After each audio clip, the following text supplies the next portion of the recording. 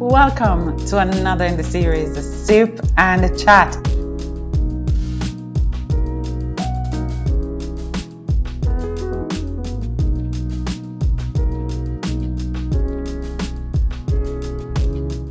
Welcome to another in the series, Sip and the Chat. I'm your host, Lily Tomlinson. Well, everybody has a story. And the question is, how do you use your story, regardless of how challenging it was, to inspire those around you? Today, I have brought back a guest that I had just a week before last, whose story was so inspirational.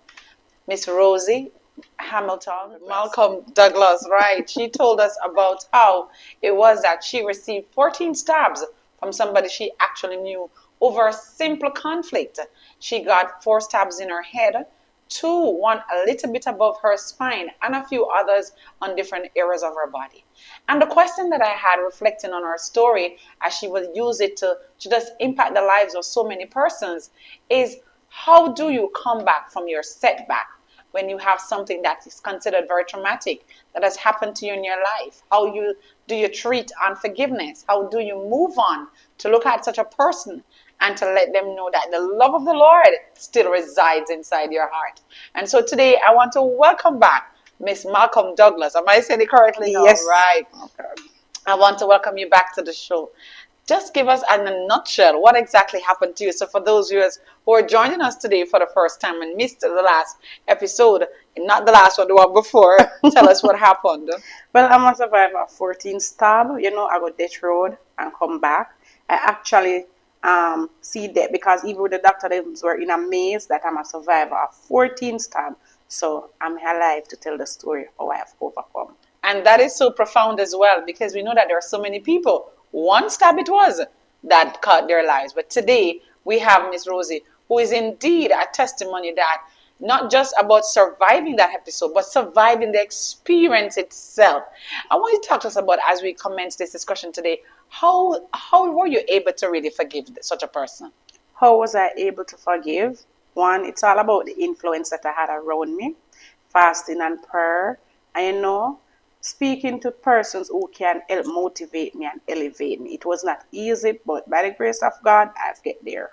So there were persons around you, because usually there would have been some persons around you and say, this is not going to go like that. Right. We have to get, as I talked to you before earlier on, we have to get blood for blood. So right. How did you manage to guard your mind against the negative and just focus on what is a better alternative?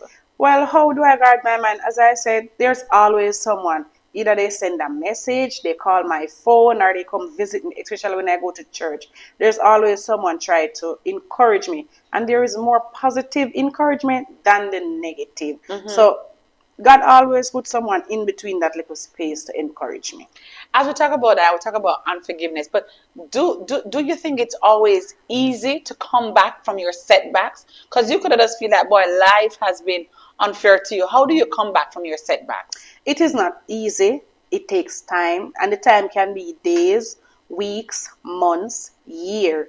Mm-hmm. It takes time. And how do I gradually get back? As I said, persons are around me.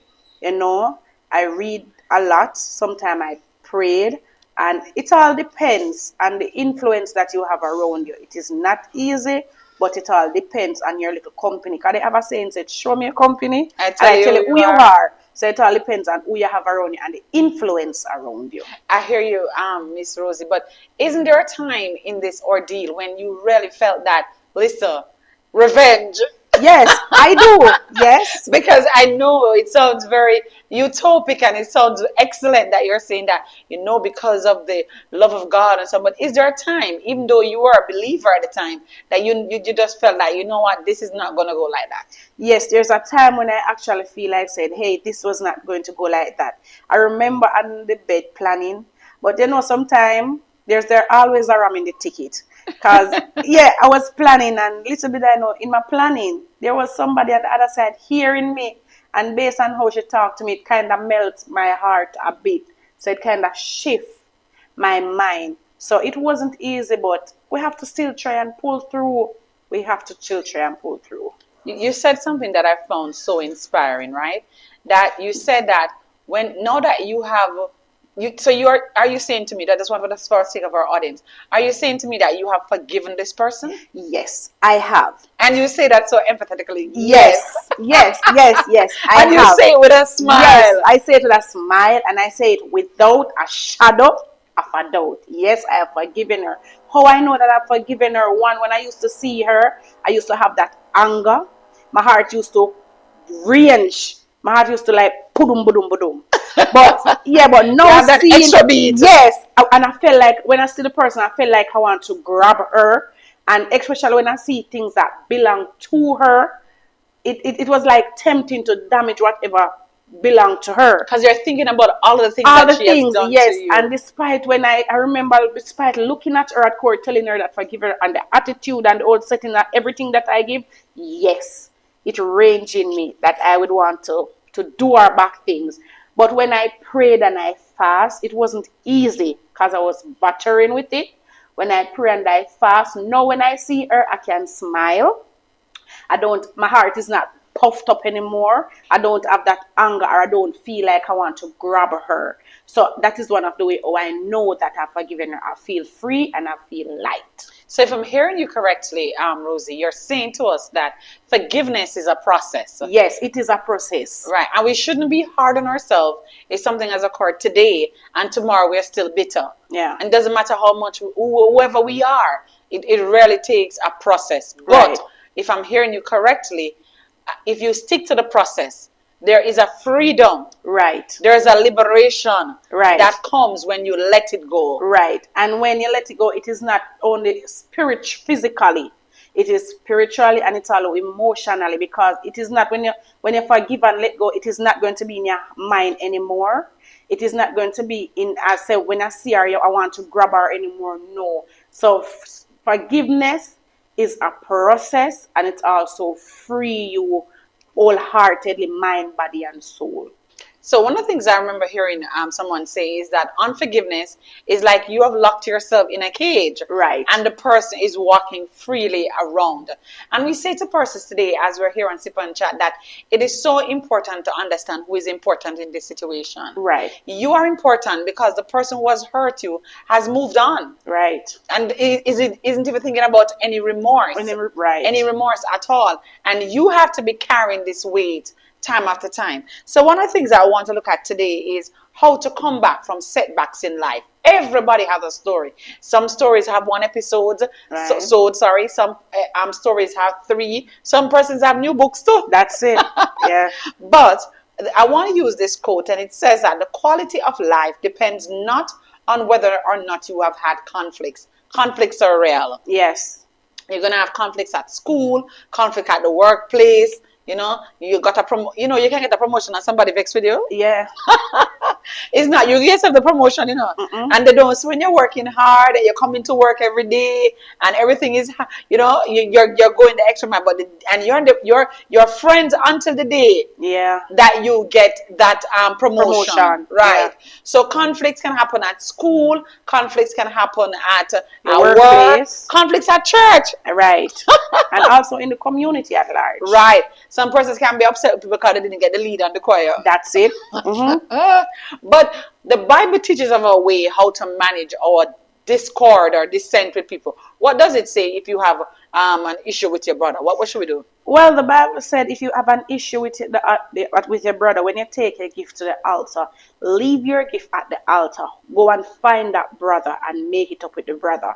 No, the Bible didn't say that you is the wrong. You is the one who's the wrong. Mm-hmm. It said you know that your brother have an heart against you. Mm-hmm. So it's telling you that you is the one. So in other words, it's said, be the bigger man. Mm-hmm. Be the bigger person. Right. Yeah, right. And said, boy, Lilith, you're doing something I'm gonna like it. And tell me you're sorry or something. Right. Yes, that is a way of leaving your gift at the altar and go make it right with the brother. If you go to make it right with the brother and they refuse, that is up to them. Right. You want to know that your mind, heart, and your spirit is right and free with God. Exactly. So you can bring back your gift to the altar and offer it unto God, knowing that you have made your part clear. I'm smiling because sometimes I feel like some people deserve a malice. Sometimes when people hurt you, I just feel like they must deserve I don't talk to them and just cut them off. Yeah. But we must remember in our own self that we are not the ones who give life. That's it. And we need to understand that the space that we're in is a space where we're going to always interact with people. Yes. And we're always going to have conflicts, right? And we wanted to understand that when conflicts happens or trauma happens or situations happen, we have to know how we navigate those challenging seasons so that we can get the best out of the experience. Now, when we talk about coming back from your setback, let us talk about a few things. How to really manage that situation. So, to come back from your setback, you have to own it. Yes. It happened to me. You have to own it and say, this is what happened to me. Yes, you have to tell yourself, say, I've been through this. Exactly. This is what I've been through. And when you realize that and recognize that, say, hey, I've been through this, then you said, okay, find ways or you can get through it. Excellent. So when you're owning whatever happens to you, right? Whether it be you lost your job, whether you're divorced, whatever it is, when you say, listen, this is where I find myself. Just like the prodigal son. Yeah. He came back from his setback. Yeah. He found himself in a pigsty. Yeah, eating pig food. Not just in the pigsty, but fighting with the pigs, because sometimes situations have a way to relegate you to a space. Yeah. But thank God for knowledge. I told some people the other day that knowledge will elevate you, but ignorance will relegate you. Yeah. Because he thought, right? He had a conflict with his own self. Right. Because he thought that life was really about going out there and enjoying himself. With the money and all of with that. the money and all that he had. But then he found out while he was in a bad place, he had a great revelation. Yes. Wow. While he was in a pigsty, he had a heavenly view. Right. He said, look at how many things my father has. Yeah. So many hired servants. And they're doing exceptionally well. And look at me here, fighting with hogs for their food. And after eating the pig food, so when him sit back and look back, so it's like him come to him senses. That's what we're saying. You have to own it and feel it, right? It's okay to feel uncomfortable. I remember when I had this experience, I felt so bad. I didn't want to talk to anybody. But then I recognized that, guess what? It was part of the process. Right. You know, I had to get out my emotions. I had to cry when I had to cry. I had to curl up when I had to curl up. It was all good. Those emotions need to be out there because a lot of people are acting like Rambo, and they're dying inside. Because they feel they have to be strong for everybody. No, you can be a baby if you want to sometimes when you're going through your own process. And another thing that we need to do is that we need to always ask the whys. Why was this? What was this for? You know? Well, what are some of the things that you ask yourself when you go through this process? Well, I asked 14 stabs. Right. When I see that I get 14 stabs, I said, what did I really do? Right. To get this? Because I remember at one point when the mediator/judge was asking the young lady, what me do her? If she do me like this? The things that were out of her mouth wasn't making any sense. So I was asking myself, what have I done to receive 14 stab? Why am I here? How do I get to this point? Noting that on the 5th of May 2021, I was coming from church. Me just don't worship God. Me just don't praise God. And me I say, God, how you for make this happen to me? Because at church me I come from. Not dance or party. Not dance or party. Me just come dumping from a Wednesday deliverance fasting. And for sister, me come right up into 14 stab. I was questioning it. I was saying, how do I end up here? But guess what? They have a sense that the way how we look at things, that is not the way how God sees things. God did have a plan and a purpose for my life. And in order for me to reach the purpose or the destiny that I have reached, I have to go through something like this. Wow. And what I have been through, it is not for me, but it's to help persons out there. Let them know that, hey, God is real and it pays to serve God. Wow, that is so profound. Let me tell you this. Life is not easy. It's not. It's not easy at all. And that's why we're looking at this topic, because since this year has started, so many people have had so many experiences. Yeah. People have had death. People have had lost jobs. People just going through a challenging time. And sometimes you actually ask yourself, Lord, why am I here? Yeah. What is my purpose here? But But I think if we stay long enough and we stay around people that are influential, when I say influential, I mean be able to pray for us or seek the Lord on our behalf or just inspire us And through their encourage own us. story like Right. you're doing. And it's not always about, it's not always about that you have done something wrong, because that is where a lot of people get trapped. Right. Bad things Bad things happen happen to to good good people, people. Yeah. right? I remember the time in my own life, I was going home and I was going to church. I was going to church. And when I came around a particular corner, as you know, I had an experience where my car, I couldn't feel any brake in the car. Wow. And I was there and I was saying, oh my God, I wasn't a great driver or anything. And I remember I heard a voice saying to me, just bank the car. I was like, just bank the car. What is that? And and like the Lord was just teaching me, and he brought me to a little hillside, corner side, and I just stopped the car there. And in the night, I saw a gentleman, and where I was a very volatile space. And in that night, I saw a man coming, and he said to me, what is wrong with you? And I told him, and the man said to me, he pushed back down my car, and I told him where I was going. He said, just take your time and drive. Can I tell you, when I got home, I was going to church too. I got home first, and I left the car for my father to check it, and I went to church. And when I went to church and I was sharing with somebody, the first thing they asked me, Lita, what kind of sin you commit? Yeah, what is the nature of my sin? And I was there trying to figure out what. Didn't get angry or anything, and I couldn't even appreciate what he was saying until I became a little bit more in Christianity, and I recognized that for some reason when you're young and as a young believer, when things happen to you, people think, oh, okay, you must have fornicated, you must have committed adultery or whatever it is. You must have done something. Yeah. But I'm hearing you saying, Sister Rosie, that the Lord has a way to process us and to bring us through different experiences to bless other people. This program is so powerful. Go ahead. Yeah, I was saying, as I was talking about your situation, about the person asks you what kind of sin you commit. There's a similar story in the Bible. This man is born blind. Yeah, and they asked him, and they asked him what have his parents done for him to born blind. And I think it was the same Jesus answered and said, it is nothing that he have done, but it's because his work to be the glory to be manifested, so he can glorify his Father. So sometimes we go through stuff in life.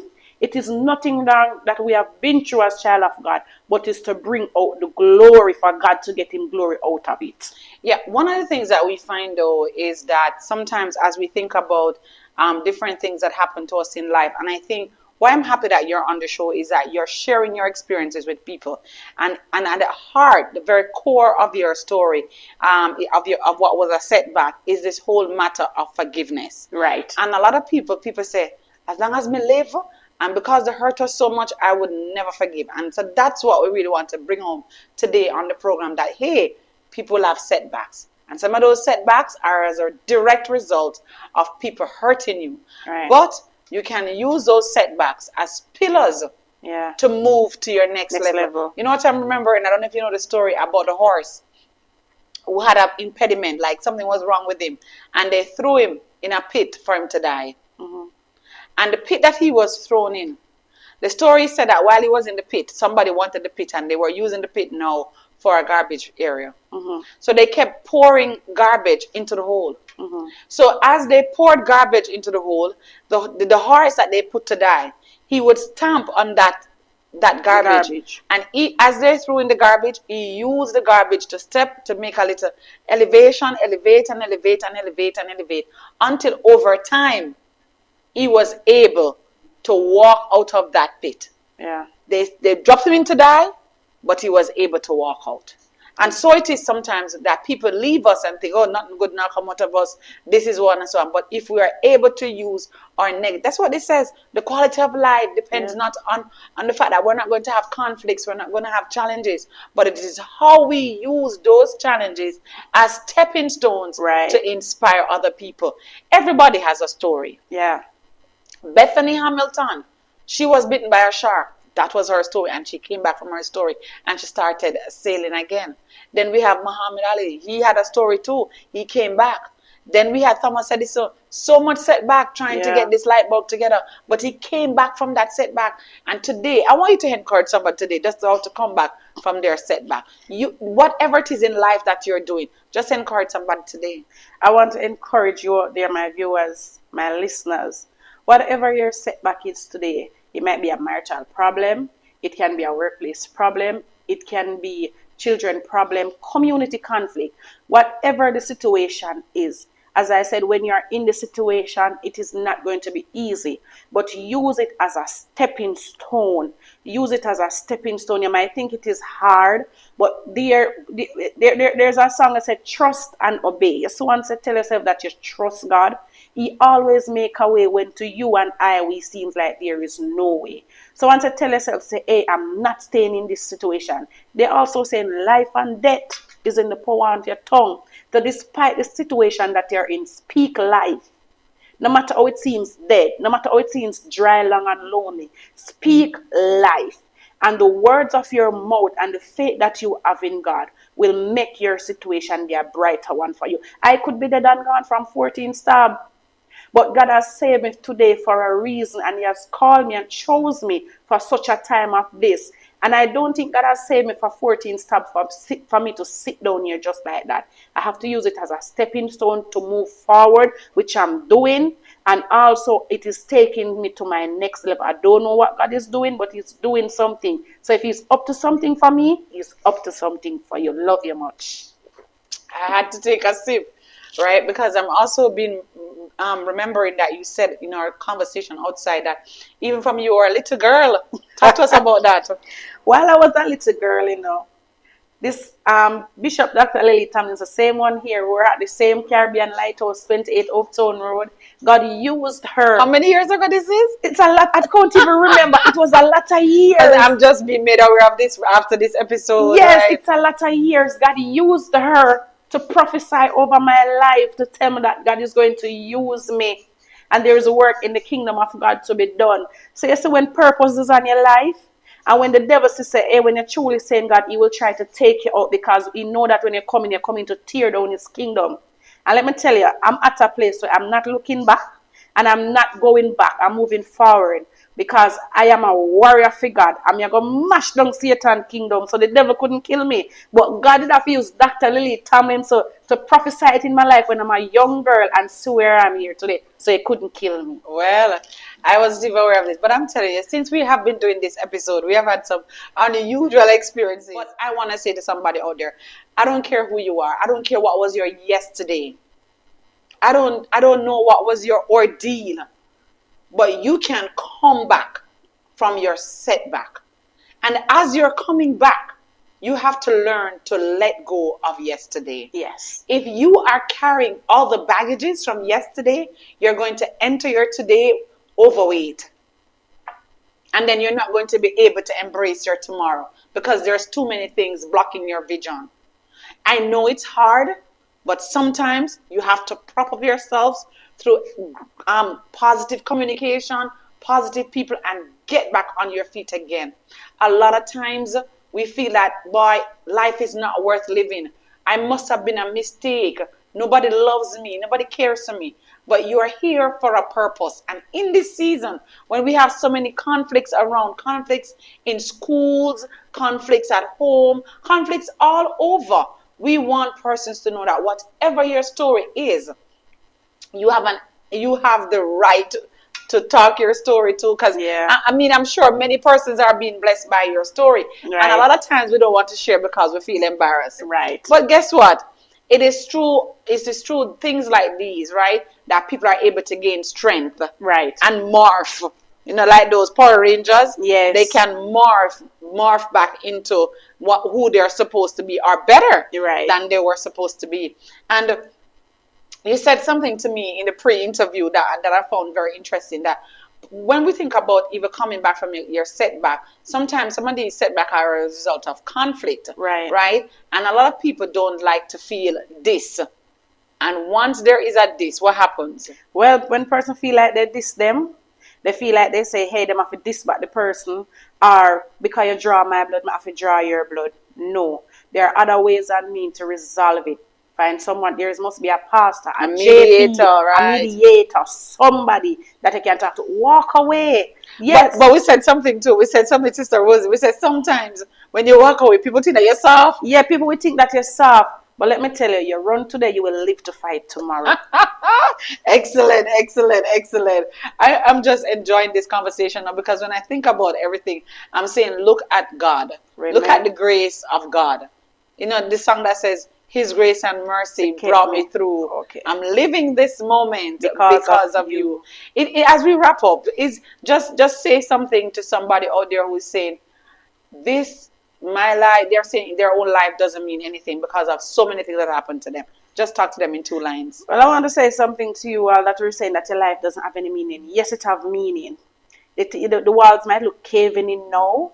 The tunnel might be looking dark, but there's a shining light at the end of the dark tunnel. Just continue to press through.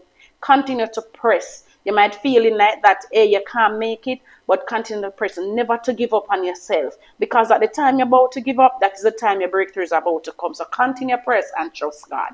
Continue press and trust God. Story is told as usual about the man who was mining and he felt that he had done enough now and there was no success. And just as he left, the other man started mining right where he was, and he was 3 meters away from diamonds. It's a story, but it's very powerful. Whatever it is that you're going after, yes, you have had your setbacks, but remember, sometimes your gold is just a few meters away. Keep digging, press on. Until next time, let us continue to sip and chat. Hey.